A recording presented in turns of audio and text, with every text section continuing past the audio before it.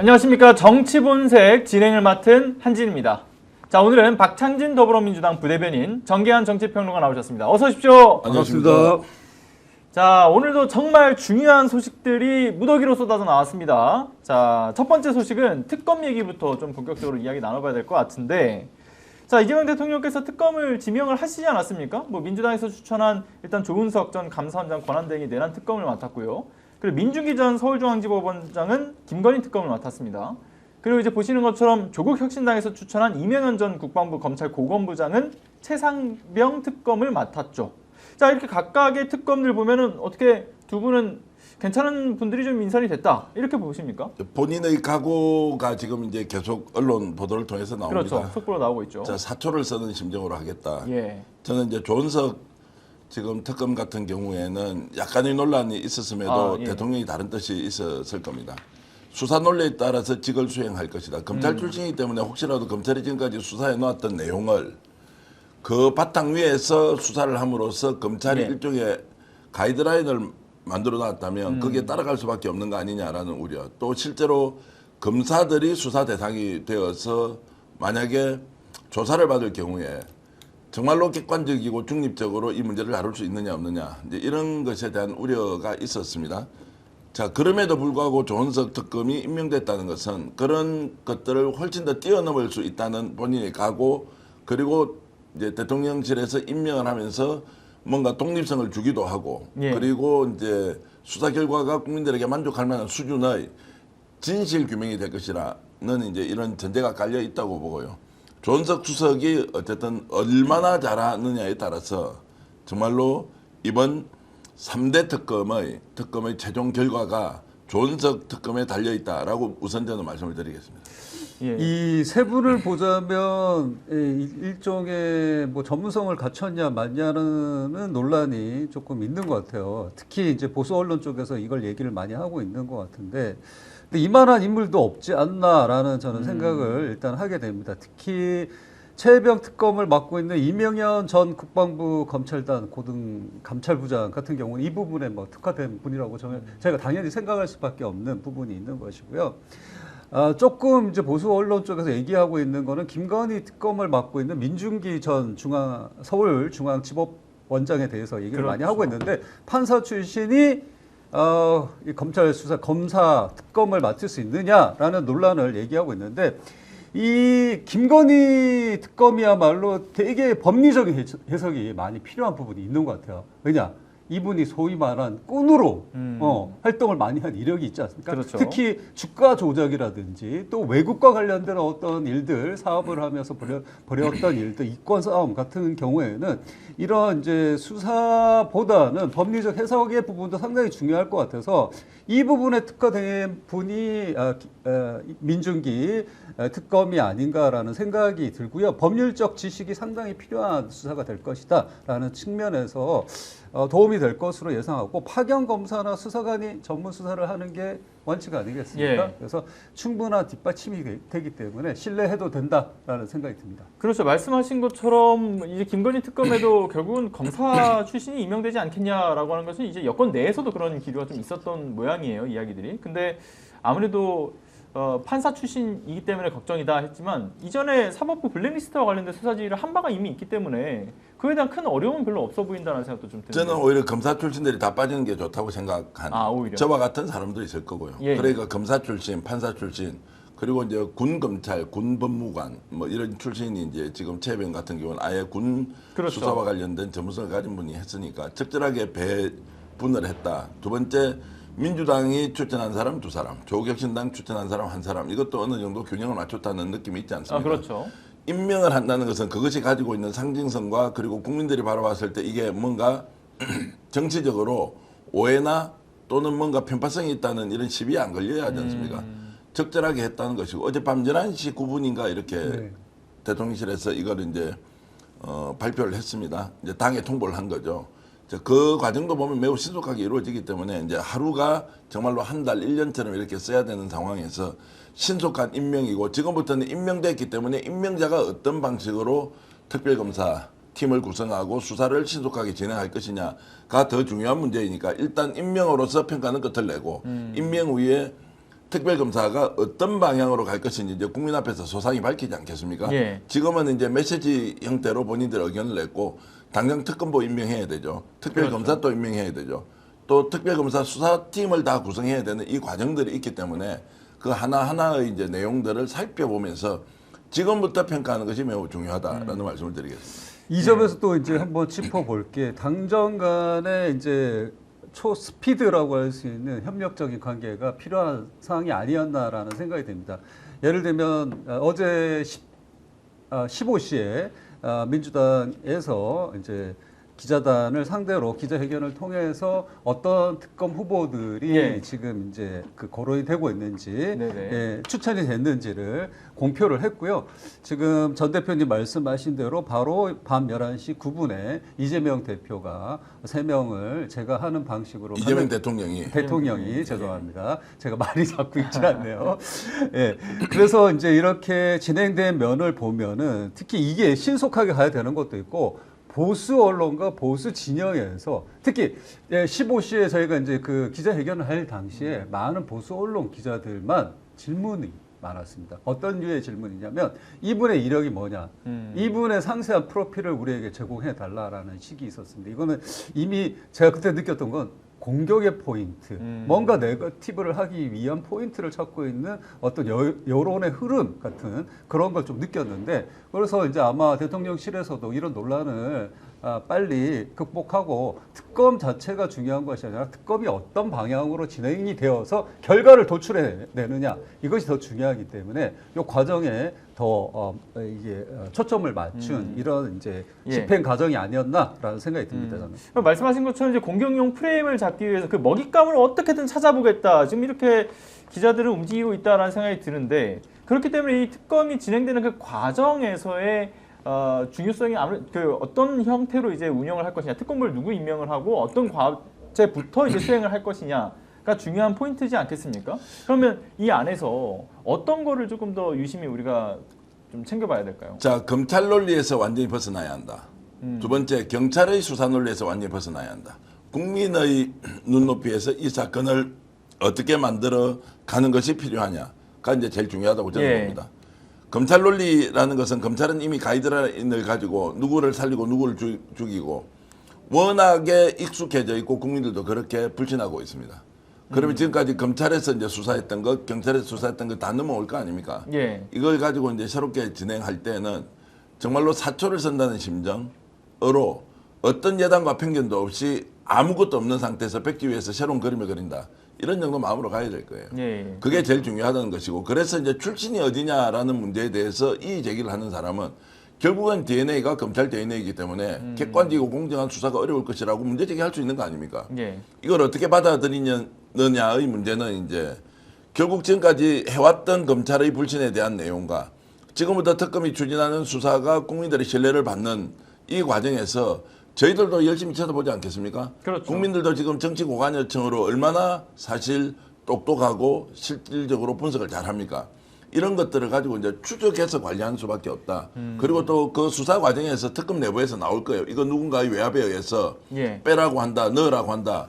수사팀이 워낙 많고 기자들과 늘 접촉하게 되는 경우가 특검보 또는 특검보가 나와서 이제 지금 대변인 역할을 할 거지 않습니까? 이제 이런 것들로 봤을 때 쉽게 이렇게 의도를 가지고 바꾸거나 이렇게 하기 어려울 거예요. 그러나 국민들은 눈을 똑바로 뜨고 어떻게 가고 있는지 계속 살펴봐야 한다라는 이제 말씀을 드리면서 예단과 편견 없애야 한다. 그리고 지금까지 나와 있는 수사 기록은 중요하고 참고하되 거기에 의존해서는 안 된다. 두 가지 말씀드립니다. 이 과정에서 이제 언론과 검찰에 대한 의심도 여전히 존재하는 게 국민들의 입장이고 정치권의 입장이기도 한 것 같습니다. 검찰이 또 보이지 않는 손으로서 소위 말해서 특검에 이제 임하고 있는 검사들을 뭐 흔들기를 한다든지 소위 말하는 뭐 캐비넷을 뭐 공개를 한다든지 뭐 이런 부분이 있을 수도 있는 거고, 언론이 어떤 지향점을 가지고 이 사건을 틀어가기 시작한다는 그 공격 포인트가 생길 수도 있는 것이고, 이 점에서 이제 신속하게 출발하는 것이 맞는 것 같고, 이 과정에서 흔들림 없이 이들을 좀 뒤에서 서포팅하는 역할도 물론 정치가 관여를 할 수 없지만 거기에 관련된 것도 우리 국민들과 정치권도 생각을 해야 된다. 여전한 저항력이 있다라는 문제도 짚어봐야 될 것 같습니다. 그렇죠. 그리고 이제 방향타를 지금 잡게 될 이제 특검도 그렇지만 중요한 건 흔들림 없이 중심을 잡아줄 특검보도 역시나 중요하지 않습니까? 그럼 특검보는 좀 누가 임명이 돼야 바람직한가 이런 것도 얘기하지 않을 수가 없을 것 같아요. 그러니까 판사 출신 특별검사는 특검보를 검사 출신이 있는 게 더 좋을 것이다. 아, 예. 뭐 검사 출신 같은 경우는 또 검사를 시켜놓으면 문제가 있으니까 오히려 검사 아닌 다른 인간 또, 영역도 될 수 있고. 뭐 직분에서 이제 이렇게 이제 뭐 어쨌든 수사는 해야 되니까 그런 사람들은 이제 찾겠죠. 이제 밸런스가 굉장히 중요하다. 예, 그렇죠. 균형감도 중요하고 그리고 국민들의 신뢰를 얻기 위한 이제 공정한 수사 진행. 그리고 아마 본인들이 밝힐 거예요. 자, 뭐 사초를 쓰는 심정으로 해보겠다라고 하는 지금 전석 특검 같은 경우에는 조은석 특검 같은 경우에는 그렇게 이야기를 하면서 본인도 의식을 많이 했는지 예. 정말로 수사 논리에 따라서 본인의 직분을 수행하겠다라고 이제 얘기를 하지 않습니까? 이제 그러면 어느 정도 균형을 맞추고 있으면 워낙 많은 곳에서 일단 보고 있기 때문에 수사 자체를 왜곡하거나 이럴 가능성은 없다. 일단은 믿고 지금 결정 내용을 좀 시간을 두고 지켜볼 필요는 있다고 생각합니다. 예. 자, 일단 이게 메머드급 특검이라고 지금 불리고 있지 않습니까? 이제 수사는 어쨌든 속도감이 있게 계속 추진될 거라고 보여지는데 그 수사 시점에 대한 관심도 관심이지만 실은 이 특검에 의해서 윤석열은 재구속될 것이냐, 김건희는 또 구속이 될 것이냐, 그럼 된다 그러면 언제쯤 될 것이냐에 대한 관심도 좀 많이 쏠리는 것 같아요. 뭐 일각에서는 7월, 8월 이야기도 나오는 것 같고요. 일단 윤석열 전 대통령 같은 경우에는 경찰이 2번 이제 그 소환 조사를 얘기했는데 거부하고 어제 뉴스 보도에 의하면 반바지를 입고 아크로비스타 지하 상가를 돌아다니는 모습이 노출됐습니다. 그래서 법위에 그 누구도 군림할 수 없다라는 것이 우리 국가가 공동체가 갖고 있는 공동의 의제인데 이것을 지금 반기하고 있는 행동을 하고 있음으로 인해서 스스로 구속의 사유만 점점 느리고 있지 않나 저는 이런 생각이 듭니다. 예. 자, 그리고 또 다른 소식도 좀 살펴보도록 하겠습니다. 자, 오광수 민정수석 결국은 사의를 또 표명한 소식이 들려왔죠. 그러니까 이재명 대통령께서 또 수용을 하셨어요, 사의를. 자, 그런데 알고 보니까 이미 차명부동산 건이라든가 차명 대출 관련된 논란이 이게 터져 나왔을 때부터 사의를 표명을 했었는데 그때 이제 이재명 대통령께서 한 차례 이제 반려를 하셨던 거고 이번에 이제 재차 그 사의를 표명을 하면서 결국 이걸 수용을 했다 이런 얘기가 지금 나오고 있습니다. 자, 일단, 차명으로 이제 돈을 빌린 것, 이건 이제 해명이 잘 안 됐다는 것이 되고, 또 차명으로 돈을 빌렸다는 사실을 인사검증이 아무리 시스템적으로 갖춰지지 않았지만 이 문제에 대해서 충분히 설명이 안 돼 있었을 가능성. 그러니까 이제 부인이 차명으로 재산을 소유했다가 재산 신고 과정에서 누락됐다는 것은 워낙 오래된 일이었고, 예. 또 그 내용에 대해서는 어느 정도 사전에 설명이 됐을 것인데, 이제 차명으로 뭐 10매덕을 빌렸다는 이 문제에 대해서는 이제 설명이 안 됐을 가능성이 좀 높고 거기에 대한 이제 본인의 부담이 굉장히 크기 때문에 우리나라는 이제 아시겠지만 인사검증이라는 것이 크게 이제 논문 표절 있죠. 그다음에 부동산 투기 있죠. 이제 뭐 그다음에 자녀와 관련된 특혜 시비 뭐 대체로 이렇게 이제 구성이 되지 않습니까? 그런 걸 본다면 이제 인사검증을 담당해야 되는 민정수석이 자 그 뭐 쉽게 얘기하면 뭐 검사 시절에 있었던 그 20년 전의 일과 달리 예. 최근에 여기 차명으로 돈을 빌렸는데 이 돈을 어디에 썼는지 또 투자가 좀 돼 있다면 그 차명 투자인지 아니면 실명 투자인지 뭐 이런저런 여러 가지 상황들로 봤을 때 좀 감당하기 어려운 것들이 예고돼 있을 가능성이 있습니다. 그 자체도 중요하지만 그걸로 파생될 만한 일들이 더 큰 게 숨어 있을 수 있다. 저도 뭐 대충 짐작은 가지만 이제 그걸 말씀을 드린 것은 개인의 명예와 관련이 됐을 수도 있고 어쨌든 이 문제는 더 이상 이어가기가 어려운 상황이었고 대통령은 일단 사의를 반려를 했는데 이제 첫 번째는 반려를 했습니다. 네. 왜냐하면 부인과 관련된 문제 나왔었는데 반려를 했는데 두 번째 다시 이제 사의 표명을 했을 때는 아마 차명 대출 건이 나왔던 것 같고 여기에 대해서는 이제 대통령 인사 스타일이 어떤지 우리가 이제 충분히 알 수 있지 않겠습니까? 예. 저는 그렇게 보고 있습니다. 일단 이 지점에서 이제 두 가지 좀 봐야 될 게 있는데 대통령님의 강력한 의지가 뭐가 있었길래 초기에 저희가 뭐 일종의 이제 진보 민주 진영에 있는 많은 분들이 우려를 표하지 않았습니까? 언론도 마찬가지였고 그럼에도 불구하고 일단은 믿고 봐달라라는 메시지가 있었기 때문에 예. 검찰 개혁에 대한 강한 의지가 있다라고 저희가 해석을 했던 바가 있습니다.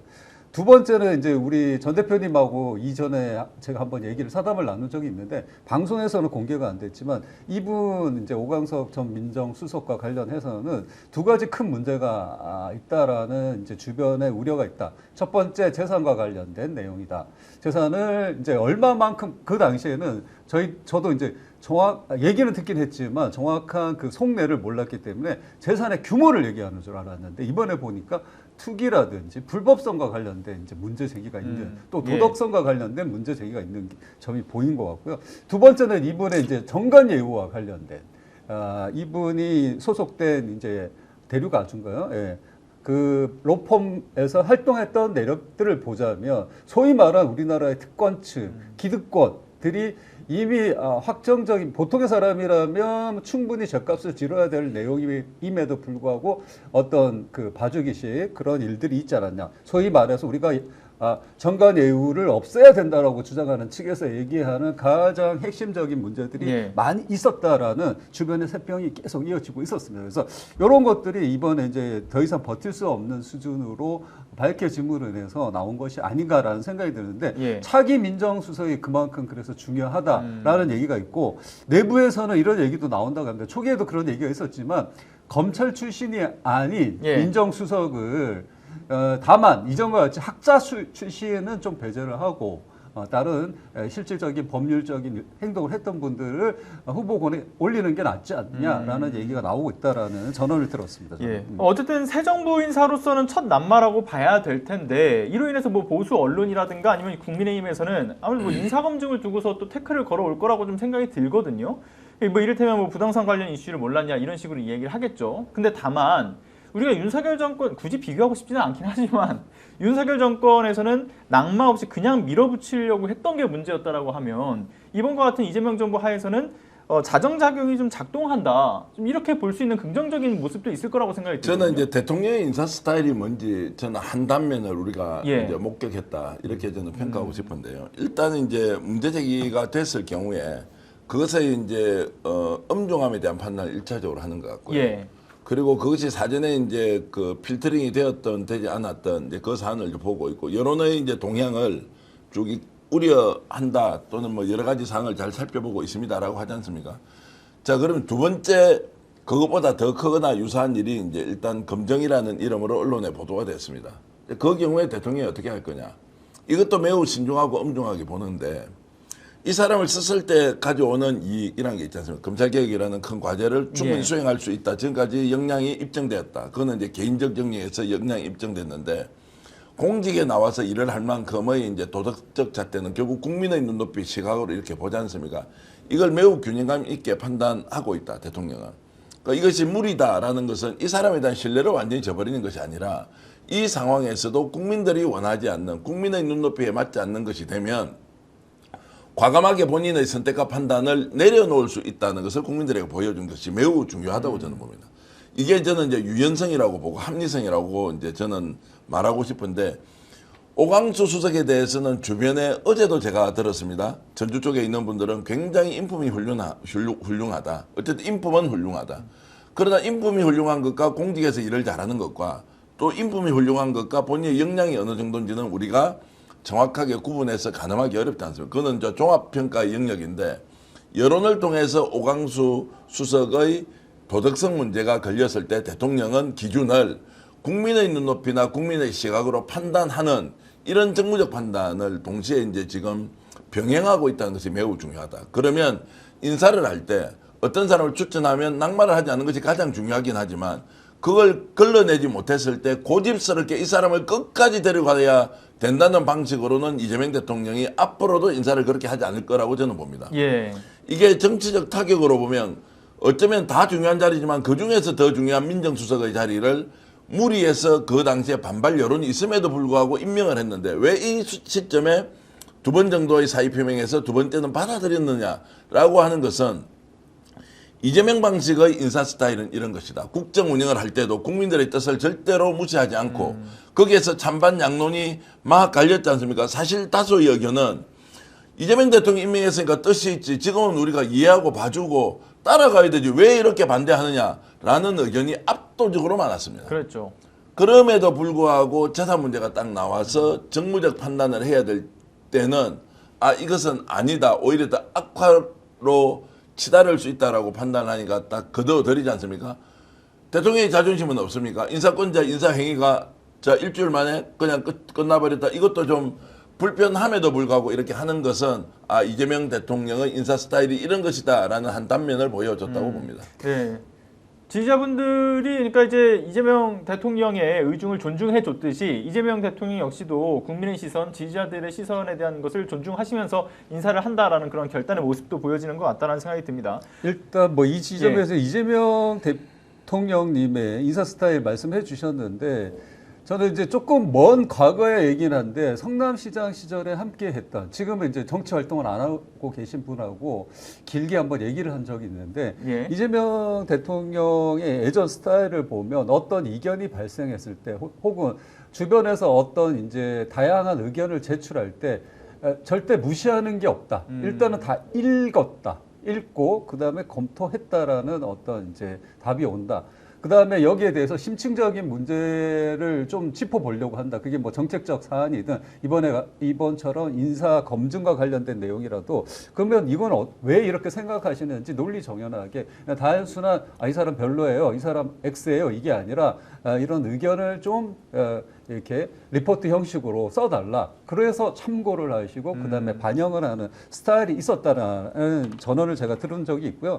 두 번째 이번에 이제 인사 민정수석에 대해서 지금 특히 이제 보수 언론 쪽에서 많은 공격들을 어제 오늘 해오고 있습니다. 그래서 인사 정책이 좀 실패한 게 아니냐 이런 논란을 하고 있는데 이게 그럴 수밖에 없는 우리가 상황도 있지 않습니까? 일단은 민정수석이라는 자리가 이미 인사 검증을 해야 될 자리인데 그 자리가 초기 인수위가 있다 그러면 그걸 대신할 수 있는 뭐 어떤 부서들이 있어서 이런 인재들에 대한 검증 자금이 있었을 텐데 그게 좀 없었던 상황도 있었고 조기 대선으로 인해서 바로 정부가 출범하는 이 상황에서 대통령의 입장에서는 내가 갖고 있는 인력 풀 안에서 선택할 수밖에 없는 이런 이제 물리적 제한 조건들이 있었다라는 것이고 전 대표님이 말씀하신 대로 유연성이 보인 거는 특별히 우리가 평가해야 된다. 완고하게 고집할 수도 있는 겁니다. 이거는 지금 국회에서 청문회를 하는 것도 아니고 국민들이 투표해서 하는 것도 아니고 그래서 이 부분에 대한 우리 평가도 해야 될 것 같고 이번에 이제 좋은 표징으로 나타나고 있는 게 장관과 뭐 차관들 대통령이 임명할 수 있는 고위직과 관련해서 국민 추천제를 받고 있는 그렇죠. 이런 모습들에서 시사되는 바를 우리가 더 긍정적으로 봐야 된다라고 생각합니다. 지금 이제 댓글로 많은 분들이 의견을 주고 계신데 오광수 민정수석이 낙마하게 됐던 것이 특정 언론의 보도다 또는 이제 평론가들이 비판을 많이 해서 그렇다 또는 다른 이유가 이제 작용이 됐을 것이다. 뭐 쉽게 얘기하면 어제까지만 해도 민주당에서도 지금 이 정도의 사안이면 매우 중대하게 봐야 한다. 더 이상 끌고 가다가는 좀 정치적으로 부담이 상당히 많이 올 것 같다라는 것은 저는 어저께 15억 원의 뭐 10몇 원의 지금 차명 대출 이건으로 끝이 아니라고 이제 보는 생각이 좀 있습니다. 자, 시청자 여러분들이나 저희들이 이제 인사권자 인사행위에 대해서 판단할 때 자, 누가 어떤 보도를 했기 때문에 저 사람이 낙마됐다라고 해버리면 그럼 인사권자는 그 사람을 발탁하는 것과 최종적으로 결정하는 것에 대해서 어디까지 그러면 영향을 미치느냐. 자, 오광수는 대통령이 임명했기 때문에 대통령의 임명자이기 때문에 끝까지 보호하고 사수해야 한다고 하는 것이 어느 지점까지 그러면은 우리가 수용 가능하냐 하는 것들은 매우 중요하게 저희들이 같이 판단할 때 좀 적용을 해야 될 것 같아요. 대통령이 이 내용을 모르고 했을 수도 있고 안타깝지 않습니까? 저는 오광수 수석이 실제로 검찰개혁을 주도적으로 잘했으면 좋겠다. 오히려 검찰 조직을 잘 알기 때문에. 그래서 비판의 의견과 또 오히려 대통령의 이런 깊은 의중이 반영됐다는 이 의견 사이에서 왔다 갔다인데 최종 결정은 누가 했습니까? 본인이 사의를 표명을 했고 한 번 반려를 했습니다. 두 번째 또 사의 표명을 했습니다. 그때 대통령이 수용을 했다면 그렇죠. 이 자체로서 우리가 받아들여야 되지. 누구 때문에 이 사람이 그만둔 것이냐. 왜 이 사람을 그만두게 했느냐. 라고 하는 순간부터는 우리가 균형감을 잃을 가능성이 매우 높습니다.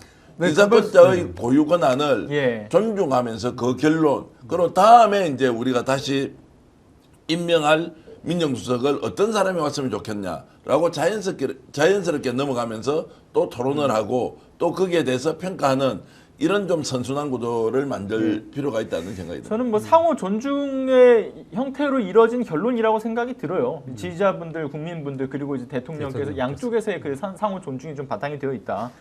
자, 그리고 또 다른 소식도 좀 이것도 이제 좀 노골적으로 좀 얘기를 하면 지금 이제 말씀해 댓글로 주시죠. 많은 분들이 의견을 주시는데 그렇죠. 자, 뉴 탐사가 예를 들어서 보도를 차명으로 예를 들어서 이제 그 뭡니까 이제 대출을 했기 때문에 그게 이제 결정적인 영향이 되었다라는 의견 뭐 있을 수 있습니다. 그리고 또 뉴 탐사라는 곳이 있으면 열린 공감이라는 곳과는 뭐 굉장히 갈등 관계에 놓여 있고 뭐 이런 건데 예. 이걸 가지고 개인의 의견은 각자 다르게 할 수 있지만 대통령의 인사적 결정에 대해서 그것이 특정 유튜브 때문에 그랬다 그렇지 않다라고 하는 것은 제가 과도하다고 계속 말씀드립니다. 예. 그것 때문에 구독 취소를 했다. 그것 때문에 나는 오히려 더 옹호한다. 정직한 언론이고 바른 언론이다라고 하면서 이 논쟁을 가져가는 것이 이재명 정부의 성공을 위해서 도움이 되느냐라는 내가 말씀을 좀 드리고 싶고요. 그래서 이제 오광수 수석과 관련된 것은 인사권자가 판단하고 결정한 내용 같으면 좀 존중할 필요가 있다. 이걸 가지고 이제 계속해서 누구 때문에 어떻게 됐다라는 방식으로 가는 것은 매우 비생산적이고 바람직한 토론 문화도 아니다라는 말씀을 제가 좀 드립니다. 그 이재명 정부의 성공을 바라는 우리 지지자분들의 열망 저는 충분히 이해합니다. 저도 지난 6개월 내내 저는 윤석열 불법 계엄이 터지기 전부터 광장에 나가서 윤석열 탄핵을 주장했던 사람이었고 거의 매일 나왔었거든요.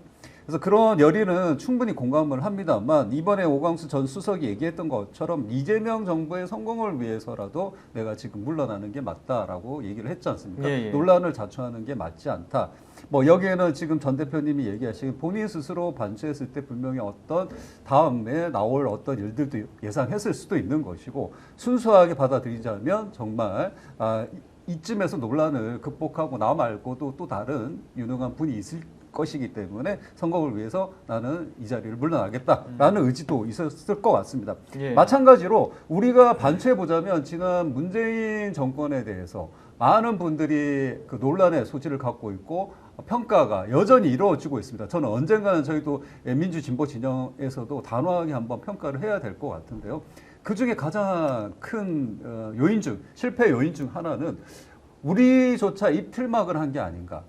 다양한 비판의 의견도 있을 수 있고 견제의 의견도 있을 수 있고 한데 칭송을 하지 않으면 이거는 우리 반문재인 파다라는 식의 이제 공격의 프레임이 지속됐던 점 이로 인해서 건전한 의견이 소통되지 못했다는 점도 저희는 관가해서는 안 된다라고 생각합니다. 그래서 이런 건전한 토론과 소통에 대해서까지 스스로 검열하게 만들지 말기를 우리 지지자분들에게 저는 바라는 바가 있습니다. 그러니까 이런 부분입니다. 이게 이제 언론의 역할이라는 게 우리가 완벽하게 특정한 사실을 다 알 수도 없고요. 우리가 취재한 내용을 이제 여러분들과 함께 공유를 하지 않습니까? 그러면서 우리는 이제 평론이라는 영역에서 우리의 생각을 주장을 전달하는 것인데 어디까지 그러면은 사회적으로 이제 소위 말하는 이제 수용이 되는 것이냐? 특정인이 잘했다 잘못했다라고 이야기는 할 수 있지만 그 사람을 왜 안 자르냐고 시비를 걸고 끝까지 붙는 것은 저는 언론 영역이 아니라고 생각합니다. 그렇죠. 그것은 인사권자의 고유 권한으로 하는 것인데 저 사람이 문제가 있다 문제가 없다라고 하는 그 종합적 판단은 인사권자가 하는데 이 사람 안 자르면은 야 우리가 가진 힘 한번 보여줄래? 저 사람 자를 때까지 공격할래? 라는 방식은 어디서 많이 본 거 아닙니까? 그러면 언론이라면 언론은 우리가 취재한 내용을 국민들에게 우선 알려드리고 우리의 주장을 담아서 주장할 뿐이에요. 우리의 주장을 담아서 우리의 견해를 밝히는 그 과정으로 우리는 끝이 나야 된다. 그것이 건강한 언론으로 존재하는 것이고 언론이 이 단계를 넘어서서 특정인에 대해서 인사권 행사하는 데 개입을 한다거나 특정인이 잘못이 있는데 내가 보기에는 잘못인데 그 사람의 잘못보다는 잘할 수 있는 가능성이 높은 그 상황에서 인사권자의 인사행위에 대해서 언론이 이래라 저래라 하는 것은 개인 의견으로는 가질 수 있지만 그걸 안 따라준다고 해서 끝까지 시비 걸고 싸워서 하는 것이 말이 되느냐라는 이제 부분에서 좀 더 우리가 균형감 있게 상황을 좀 봐야 한다는 겁니다. 그렇죠. 찬성하기 때문에 당신은 무조건 내 편이고 반대하기 때문에 오늘부터 당신은 나의 원수야 적수야 이런 방식으로 가서는 건강한 사회를 만들 수 없다. 100명이면 100명 다 생각이 다른 것이고 그중에 대표가 되어 있는 5명, 10명은 또 그 사람대로 생각이 다른 것이고 최종 책임을 지는 사람은 그 사람대로 판단을 종합적으로 하는 것은 존중해야 한다. 그래서 우리는 투표를 통해서 우리 권한을 위임하는 거 아닙니까? 그렇죠. 위임했기 때문에 내 마음대로 다 할 수 있다라고 하는 것도 과도한 것이고요. 위임자가 위임을 받았기 때문에 이제 지금부터 내 마음대로다라는 것도 잘못인데 여기에서 균형감은 매우 필요하다는 말씀을 한 번 더 드립니다. 그리고 또 이제 이재명 대통령을 지지하시는 분들이라면 전 다 아실 거라고 생각하는데 대통령께서 가장 강조하는 그러니까 철학과 기조의 그 저변에 깔려 있는 건 건강한 토론이거든요. 그리고 무조건적으로 자신의 말에 응하는 것이 아니라 여기에 대한 반대되는 논리에 대한 부분들을 굉장히 또 이제 뭐 정당성 있게 명분 있게 또 설명하는 사람을 굉장히 좋아하고 그래서 레드팀을 또 자기 가까이 두는 분인 것 아닙니까? 맞습니다. 예, 맞습니다. 예, 그래서 그런 측면에서 여러분들 조금 더 넓은 시각에서 좀 건강한 논의의 그 과정이라고 생각하시면서 양쪽 모두 좀 존중하는 그런 게 필요하지 않나라는 생각이 좀 듭니다.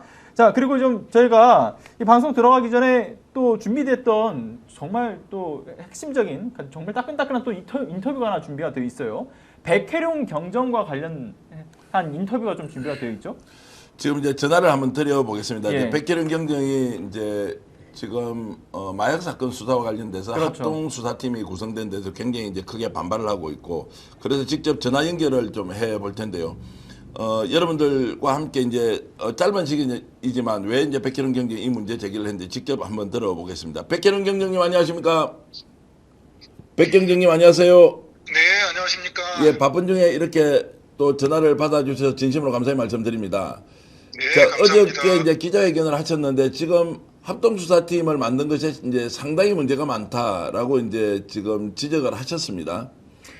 네, 본론처럼 제가 좀 질문을 드리겠습니다. 그러면 합동수사팀이 지난번 사건을 무마했던 쉽게 뭐 수사 대상자들이 다시 수사를 한다는 건 말이 안 된다는 것인데 백경정님은 이 문제를 지금 어떻게 풀어가는 것이 맞다고 보십니까? 합동수사팀 출범을 하면서 언론에 백혜룡 수사팀도 참여한다고 이렇게 돼 있어요. 네네. 백혜룡 팀 이렇게 했는데 백혜룡 그 네 글자 중에 세 글자가 빠져요. 백혜룡이 빠져요. 팀만 남았습니다. 그리고 그 수사를 지휘하겠다는 그 주체가 대검 마약 조직부인데 거기에 실제로 차장검사가 수사 지휘를 할 텐데 그 당사자가 이 사건을 덮은 주역 중에 하나예요. 실제로 덮은 사람입니다. 네. 근데 그런 검찰에서 국민들을 속이고 합수팀을 꾸려가지고 국면전환을 해서 살아나 보겠다. 다시 검찰 권력을 유지시켜 보겠다. 이런 기만술이라고 저는 생각을 하고 알겠습니다. 이제 그래서 이제 지금 이것을 이제 풀어가려면 백경정님 생각에는 어떤 단위가 다시 수사를 해야 한다. 특검 또는 상설특검 아니면 김건희 특검만 해도 지금 이 수사를 할 수 있는 여지가 있긴 한데 어떻게 하면 좋겠습니까? 상설특검의 구성 이론 가지고는 이 코끼리를 만약에 그려낸다면 코끼리 그려내지 못합니다. 코끼리 뒷다리 정도 확인하는 정도에 그칠 것이고요. 제일 중요한 게 뭐냐면 상설특검의 제목이 마약 외압 사건이에요. 그 외압의 당사자가 백혜룡 경정이잖아요. 네. 그럼 백혜룡 경정이 피해자가 되기 때문에 제가 수사에 참여할 수가 없는데 이 엄청나고 심각한 사건을 구석구석 세밀히 알고 있는 사람은 저밖에 없어요. 그 누구도 지금 현재 밝혀내지 못할 겁니다. 검찰은 최소 저만큼을 알고 있을 텐데 그들이 그 실체를 밝혀내려고 하겠습니까? 덮으려고 출범한 건데 그래서 이 상설 특검법만으로는 힘들다. 실체를 밝히기 어렵다. 그러면 이제 특별검사 예. 출범을 해야 되는데요. 그건 국회에서 법안을 만들어서 의결을 거쳐서 해야 되는 거라 뭐 공직자 신분이니 그 강한 목소리는 내지 않겠습니다. 자 그러면 이제 경정님 이거 질문 한번 드려보겠습니다. 이게 지금까지 74kg가 왔고 또 백경정 말씀으로는 300kg까지 들어왔을 수 있다는 것인데 단순히 이제 수사 외압을 통해서 이 사건을 축소시킨 것이 아니라 지금 드러나지 않은 훨씬 더 큰 범죄 행위가 국제 마약 조직과 연계되었고 국내에서 한국에 최종적으로 이것을 좀 지휘했던 수계가 별도로 존재할 수 있다라는 의심을 저는 하고 있습니다. 이런 게 좀 합리적으로 이해가 되십니까? 어떻습니까? 검찰, 경찰, 국정원, 방첩사, 인천공항공사 모든 안보 권력기관을 통제하고 대응할 수 있는 권력자가 누구일까요? 뭐 용산이었고 윤석열, 김건희밖에 없지 않습니까? 바로 그분들입니다. 자, 그러면 그 사람들이 막았던 것은 단순하게 이 사건의 뒤에 숨어있는 더 큰 그림을 드러나지 않도록 은폐하기 위해서 했다, 이렇게 도 보십니까? 오늘 이번에 합동수사팀 출범이요? 합동수사팀 출범에는 여러 가지 생각할 점이 있는데요. 검찰에서 과연 파면된 윤석열 전 대통령과 같이 가려 할까요? 그런 건 아닌 것 같고요. 네. 예.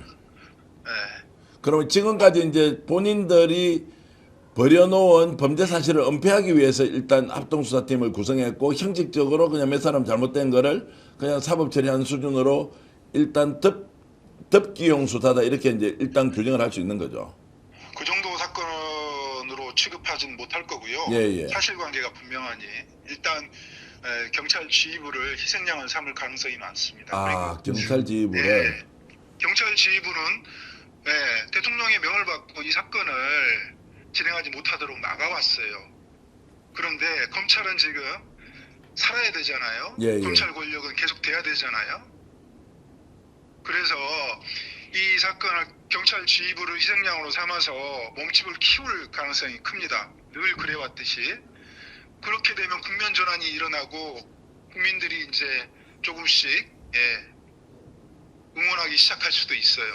그러면 검찰 스스로의 이 엄청난 사건을 스스로 덮고 특수 직무유기한 사건들이 그 검찰 지휘부가 모두 동원된 그 사건이 묻히게 되고, 그들이 수사한다고 말해놓고 수사하지 않고 기소한다고 말해놓고 기소하지 않으면 그걸 누가 통제합니까? 자, 이 말씀은 이제 검찰이 결국 경찰에게 다 이 사안의 모든 책임을 일단 떠넘기기 위해서 의도된 수사를 할 수 있다라는 이제 측면이 하나 있고요. 이해가 이제 잘 됐습니다. 제가 지금 여쭤보고 싶은 것은 지금까지 나와 있는 74kg이나 추가로 300kg이 있다는 것을 포함해서 혹시 국제 범죄 조직, 마약 밀매 조직이 연계가 되어 있는 거 아니냐, 이것이 한국으로 들어와서 특정 항구를 통해서 일본으로 또 밀반출됐을 가능성까지 있는 거 아니냐, 그 금액을 따져보면 정말로 뭐 조단위가 될 수도 있다, 뭐 이런 이야기들이 바깥에 돌고 있지 않습니까? 이런 부분에 대한 흔적들을 지난번에 수사하면서 혹시 보셨습니까? 지금 최근에 뭐 강릉 쪽의 옥계항이나 부산 신항이나 이쪽에서 발견된 마약들은 국내 유통은 아니에요. 같이 연계시키면 안 되고, 네. 이것은 별도로 국제 협력이나 국정원 등 또 해양 경찰에서 제대로 업무 처리를 지금 한 것으로 지금 보여져요. 이거는 이 사건하고 전혀 관계가 없고요. 네.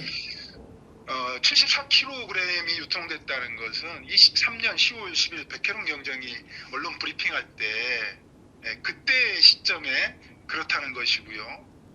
그 이후에는 영등포 수사팀에서 사건을 진행을 못했으니까 외압 때문에 좀비 사건이 됐고, 백혜론 경정이 이 외압에 도대체 외압의 시초가 어딘지, 도대체 근원이 어딘지 이걸 파악해 나가면서 확인을 해보니 300kg가 나왔던 것이고, 그 이상이 있는데 도대체 가늠하기 어렵다. 이걸 특검 수사로 밝혀내지 않으면 대한민국 안보 지켜지지 않는다, 이렇게 주장을 하는 겁니다. 자, 74kg에서 300kg가 있고 또는 더 이상이 나왔다라고 하는 이제 이 말씀은 이미 수사가 됐다는 것입니까? 아니면 수사 과정에서 이렇게 지금 그냥 중단이 돼 있는 겁니까? 수사 과정에서 확인된 부분도 있고요. 네. 근데 그것을 기록에 담을 수가 없었죠. 아, 기록에 담게 되면 엄청난 후폭풍이 생기고 지휘부에서 피의자를 한 명 더 입건한다. 마약 압수량을 조금이라도 더 늘린다 이거에 대해서 굉장히 민감하게 보고 못하게 했으니까 하지 못했어요. 제가 이 외압 사건의 출발점이 어딘지 확인하면서 제가 수사 기록을 정리를 하고 그 다음에 검찰에서 수사를 덮었던 그 기록을 확인하고 관세청에서 몰래 알고 있다가 덮었던 그 기록을 확인을 하면서 제가 정리를 했고요. 그리고 신뢰할 만한 첩보를 제가 확인을 하면서 이게 74kg는 말도 안 되는 거고 300kg까지 확인이 되는데 그 이상이 있었다. 그 이상이 있었는데 이건 특검 수사로 밝혀내야죠. 근데 굉장히 중요한 말씀을 지금 하셨는데 그러면 실제로는 300kg이 넘고 300kg까지는 확인이 됐고 300kg 이상이 있다고 추정할 만한데 이 수사를 아예 빼버렸다는 거 아닙니까? 수사를 했으면 충분히 찾을 수 있었는데 결국에는 줄여서 74kg만 있다고 했다. 이런 말씀이죠. 네, 그렇습니다. 그거보다 더 중요한 것은 인천국제공항을 통과했다. 김해국제공항을 통과했다. 그게 국경이에요. 하늘 국경인데 국경을 관세청 혼자서 열어줄 수 없어요. 네. 거기에 인천공항에 상주하고 있는 국정원이 있어요. 방첩사가 있어요. 인천공항공사의 안보팀이 있습니다. 안보팀은 국토교통부에서 관리감독하고요. 기획재정부가 관세청을 관리감독하잖아요. 네. 검찰이 있어요. 나중에 검찰이 이 사건을 알게 됐지만 수사를 안 해요. 또 수사를 안 한 사람이 심우정 인천지검장입니다. 계속 들어와요. 예. 이걸 단순히 필로폰이 마약이 74kg다, 100kg다, 200kg다, 300kg다 이게 중요한 게 아니고요. 국가안보기관이 통째로 목통이 될 정도의 사건인데 이걸 누가 막았겠어요? 자, 그러면 국가기관이 안보기관이 먹통이 될 정도라면 두 가지입니다. 하나는 엄청난 외압이 들어왔다. 그걸 뭐 김건희라고 우리가 그냥 추정하겠습니다. 윤석열이라고 추정하겠습니다. 그러면 그것은 단순하게 개인이 지시를 해서 이렇게 했다고 하는데 그러면 그 지시라는 것 자체가 이미 범죄 조직, 국제 마약 조직, 우리 남미에서 이런 거 보지 않습니까? 거기에 수괴 역할을 한 사람이 그러면 이 외압을 행사한 사람과 동일인이다. 이렇게 지금 추론할 수 있고 거기에 다 하부 조직으로 검찰, 관세청, 국정원 또 말씀하셨던 국토부의 그 안보팀 다 동원이 됐다는 거 아닙니까? 그럼 범죄를 함께 저질렀던 범죄 집단이 되는 거지 않습니까? 이렇게도 우리가 확대 해석할 수 있습니까? 처음부터 그 국가 권력기관이나 안보기관들이 이 내용을 알고 시작했다. 이것은 아니죠. 이건 예, 예. 아니고요. 예. 그 첫 범죄가 발각됐을 때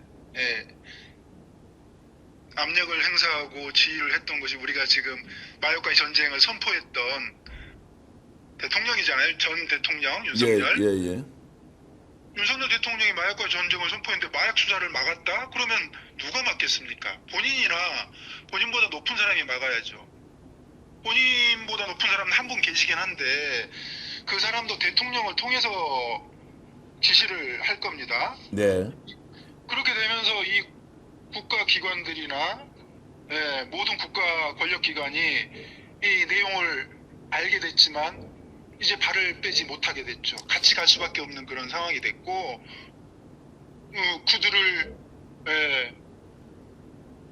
그들의 욕심, 야심을 챙겨주면서 입심양명 시켜주면서 끌고 왔겠죠. 끌고 왔어요. 그렇게. 예, 백경정님 지금 수사 과정에서 실제로 최정점에 윤석열, 김건희가 있다라고 하는 좀 구체적인 증거나 정황들은 발견한 게 있습니까? 일단 듣고 계시는 국민 여러분들께 환기시킬 게 있는데요. 마약과의 전쟁 선포할 때 대통령이 선포했어요. 그때 총사령관이 국무총리도 있었지만 한동훈 장관이 총사령관을 했고 대검의 컨트롤 타워를 설치하면서 선봉장을 이원석 검찰총장이 했단 말이에요. 근데 이 마약 수사를 막았잖아요. 대통령이 막았다고 보는 게 가장 합리적인 판단이고요. 예. 네, 그리고 한 번만 더 질문을 해주십시오. 예. 자, 그러면 이제 대통령이 막았다는 것인데 저는 이제 구체적인 증거나 또는 정황들은 지금은 이제 논리적 추론에 의해서 보면은 마약 전쟁을 대통령이 윤석열이 시작했는데 그 밑에 한동훈 법무부 장관, 이원석 검찰총장이 있었다라는 것 아니고는 어떻게 외압을 행사했겠느냐 이 말씀은 충분히 이해를 하는데 조금 더 구체적으로 수사 과정에서 외압의 실체가 좀 인정이 될 만한 증거 같은 걸 혹시 이제 확보하거나 발견. 영등포 김찬수 소장이 대통령을 언급을 했고요. 예. 조병로 경무관이 대통령을 언급을 했어요. 예, 예. 자, 이 정황이죠. 이건 정황인데 이 정황하고 제가 이전에 말씀드렸던 거하고 정리를 해보면 충분히 의심할 만한 그런 상황이잖아요. 예, 예. 그런데 제가 지금 그 공식적으로 밝히진 않았지만 김찬수 소장과 조병로 경무관 등이 저에게 저를 회유할 때 사용했던 전화가 있어요. 근데 그게 제가 자동 녹음을 걸어놨는데 녹음도 안 되고 전화했던 그 흔적조차 없단 말이에요. 네. 이게 지금 최근에 저도 걸어가 보지 않는 길인데 비아폰 얘기가 나오잖아요. 예. 그래서 이 사람들이 비아폰을 사용할 수 없는 사람들인데 비아폰을 사용했다면 어디서 가져왔겠습니까? 알겠습니다. 이런 이제 문제 제기가 결국에 이제 특검을 통해서 밝혀져야 한다 이런 생각이 좀 들고 의문이 꼬리를 물고 있는데 어쨌든 백계룡 경정님의 이런 용기 있는 제보 또는 정언이 대한민국의 마약 문제를 근본적으로 해결하고 여기에서 수괴가 누구였는지 그들에게 또 관련돼 있는 그 천문학적인 돈은 어디로 흘러갔는지를 제대로 밝혀서 국민들에게 진상을 알리는 계기가 되길 바라겠습니다. 네. 백경정님 오늘 이렇게 전화 연결해 주셔서 고맙고요. 조만간에 스튜디오에 모시고 한번 길게 인터뷰를 좀 하겠습니다. 고맙습니다. 네. 감사합니다. 예, 백혜룡 경정과 통화 방금 나눠봤습니다. 일단은 이 관건은 그건 것 같아요. 첫 범죄가 발각된 이후에 21명의 조직원들이 그 이후에도 계속 수시로 들락날락 거렸다라는 것. 그러니까 이게 이미 수사기관에서 포착되는데도 이게 계속된 유통 과정에서 조직원들이 들락날락거렸다는 것은 단순히 이번 수사위협 사건에서 자기 사람을 지키기 위한 것이 아니라, 그러니까 세관 직원이든 아니면 조병로든요. 그게 아니라 이 범죄 조직의 카르텔이 용산까지 뻗쳐 있을 가능성이 매우 높다라고 보여지는 그런 정황이라고 생각이 듭니다. 그렇기 때문에 무엇보다 특검이 더 중요하다라는 말씀 드리면서요. 저희 중요한 광고 들어갈 텐데요. 그 전에 저희가 이렇게 다양한 또 의견들 들어보면서 인터뷰도 하고 있는데 여러분들 이렇게 좀 여러분들 이제 보고 계시는 가운데서 놓치지 말으셔야 될 거. 구독하고 좋아요를 누르시는 게 정말 큰 힘이 된다는 점 다시 한번 말씀을 드리면서 많은 좋아요를 좀 부탁드리겠습니다. 자, 최대 128만원 여러분 놓치지 마시고요. 인터넷 TV 신규 가입 시 48만원, 휴대폰 구입 시 최대 50만원, 정수기 렌탈 시 최대 30만원, 인터넷 가입과 동시에 알뜰폰 또는 휴대폰 새로 장만 없이 현재 쓰고 있는 휴대폰의 통신사만 변경하면 되는 최대 30만원의 혜택을 돌려드리게 됩니다. 자, 인터넷 성능은 다 거기인데요. 혜택만 잘 비교해 보시면 됩니다.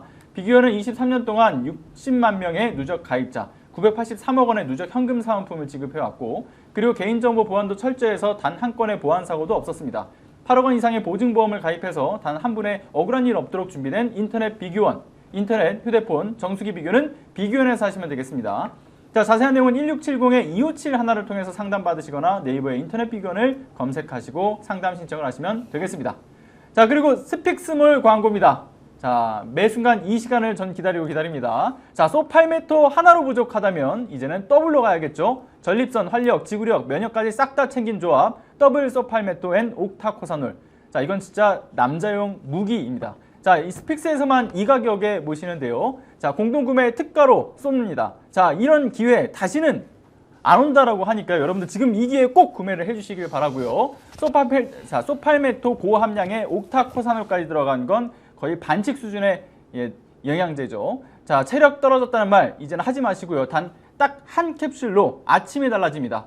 자, 지금 바로 스픽스 공동구매 놓치지 말고 꼭 구매 부탁드리겠습니다. 어제 이제 이 방송을 한번 해봤는데 예. 남자를 깨우는 더블 이렇게 하면 안 되고 전립선은 저도 이제 나이가 들어서 좀 불편하고 예. 있는데 그렇게 해서 이제 남성용으로 이제 만든 건데 어제 하루 동안 한 1,000채 정도 팔렸더라고요. 어제 이제 방송을 좀 저녁에 좀 예. 열심히 했는데 그래서 이제 필요하신 분들은 좀 소변 보기 불편하신 분들은 이걸 먹으니까 확실히 좋고 저도 제가 이제 먹고 있는데 상당히 효과가 있어서 전립선 쪽으로 약하다라고 하면 건강기능식품이니까 안심하고 드셔도 된다는 말씀 예, 예. 드리겠습니다. 젊은 사람들인 저 뭐안 같은 드셔도 경우에도 됩니다. 아니요 지금부터 챙겨야죠. 무슨 말씀이십니까? 안 드셔도 돼요. 네, 지금부터 챙겨야 합니다. 예. 자, 아무튼 스픽스몰 들어가셔서 회원가입 꼭 구매 좀 부탁드리고요. 네, 정치 분석은 준비된 시간 오늘 여기서 마무리하도록 하겠습니다. 박찬진 더불어민주당 부대변인 정기한 정치평론가와 함께했습니다. 감사합니다. 제가 한 말씀만 좀 네네. 드리겠습니다. 시청자 여러분 댓글로 여러 의견 가지고 좀 이렇게 뭐 논쟁하는 건 좋은데요. 특정 유튜브 채널을 비난하거나 특정 유튜브 채널을 너무 추앙하거나 이런 방식으로 안 했으면 좋겠고 또 스픽스라는 채널에 와서 여러분들 다양한 의견 주시는 거 너무너무 감사한데 건강한 토론 문화 좀 만들어서 이재명 정부 성공하는 것보다 더 예. 중요한 일이 있습니까? 그렇죠. 그렇게 가고 좀 작은 차이는 좀 극복하고 이해하고 넘어갔으면 좋겠다는 말씀을 진심으로 제가 좀 부탁을 드리겠습니다. 예, 아마 지금 여기 출연하고 계신 분들, 그리고 방송을 보고 계시는 분들도 모두 이재명 정부의 성공을 기원하고 있는 사람들이기 때문에 함께 좀 건강한 논의가 계속 진행됐으면 좋겠습니다. 네, 오늘도 끝까지 함께 해주신 여러분 감사합니다. 네, 다음에 또 인사드리겠습니다. 고맙습니다. 감사합니다. 오늘 방송 어떠셨습니까? 마음에 들었다면 구독, 좋아요로 스픽스를 응원해 주십시오. 여러분들의 구독, 좋아요는 가장 큰 힘이 됩니다. 스픽스 구독, 좋아요.